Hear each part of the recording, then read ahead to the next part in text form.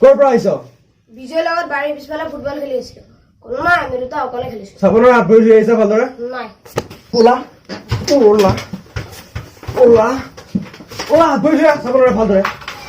ধুই পাবি ঘৰৰ ভিতৰত।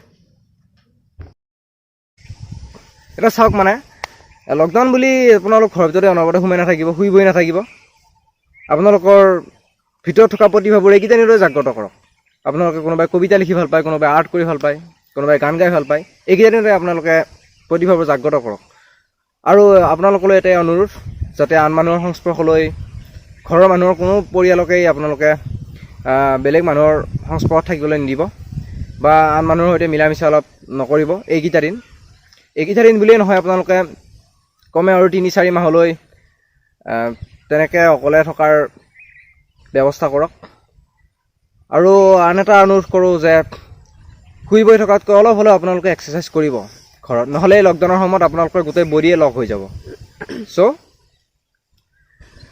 সাঁতোৰাই হওক বা এনেই চোতালতে দৌৰি থাকিব, কি কথা আছে, অলপ দৌৰিব, বেছি নালাগে। আৰু ঘৰৰ পিছফালে যদি মুকলি পথাৰ আছে তেতিয়াহ'লে তাত গৈ হ'লেও অলপ এক্সাৰচাইজ কৰক। ফুটবল খেলক, ভলী খেলক, অকলে খেলক, কি কথা আছে। কিন্তু শুই বহি নাথাকিব, এইটোৱে অনুৰোধ। আৰু ঘৰতে থাকক আপোনালোক, সুস্থ থাকক। ধন্যবাদ।